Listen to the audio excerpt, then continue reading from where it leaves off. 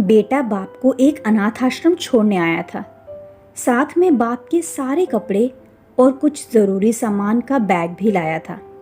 बेटे ने अनाथ आश्रम के मैनेजर से सारी ज़रूरी बातें कर ली और बाप को वहीं पर छोड़कर जाने लगा।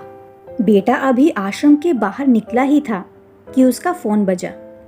फ़ोन उसकी पत्नी का था, जो दूसरी तरफ से पति को कह रही थी, वापस आने से पहले ससुर जी से कह देना कि किसी छुट्टियां त्योहार पर हमसे मिलने नहीं आएंगे तो भी चलेगा।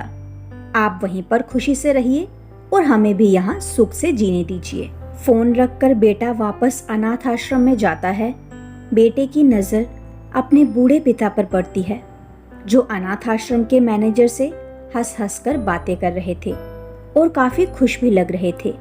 बेटा सोच में पड़ जाता है कि उसका पिता अनाथ आश्रम के मैनेजर को कैसे जानता है। थोड़ी देर इंतजार करने के बाद जब उसका पिता मैनेजर से दूर जाता है, तब बेटा मैनेजर के पास पहुंच जाता है और उससे पूछता है कि आप मेरे पिताजी को कैसे और कब से जानते हैं। मैनेजर बेटे को बताता है, मैं तुम्हारे पिता को कई सालों पहले तब से जानता हूँ जब वह अनाथ आश्रम में एक अनाथ बच्चे को गोद लेने आए थे। दोस्तों, कुछ समझ में आया? अब आप ही बताइए, सच में अनाथ कौन था? वह बेटा जो अपने बाप द्वारा बिना उसे बताए किए गए इतने बड़े उपकार के बदले उनके आखिरी समय में इस तरह ठोकर मार रहा था, या वह पिता जिसने एक अनाथ बच्चे को निस्वार्थ भाव से इतना प्यार दिया जितना खुद के बच्चे को दिया जाता है?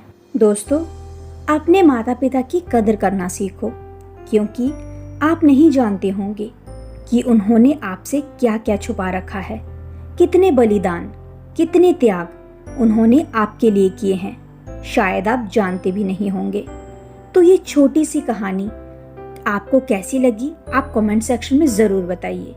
तो मिलते हैं अब बहुत ही जल्द अगली कहानी के साथ। तब तक के लिए चैनल को सब्सक्राइब कर दीजिए। कहानी पसंद आए तो कहानी को लाइक कीजिए और अपने दोस्तों के साथ ज़्यादा से ज़्यादा शेयर कीजिए, ताकि कोई भी पिता या माँ किसी अनाथ आश्रम में ना जाए या फिर किसी वृद्ध आश्रम में ना पहुँच जाए।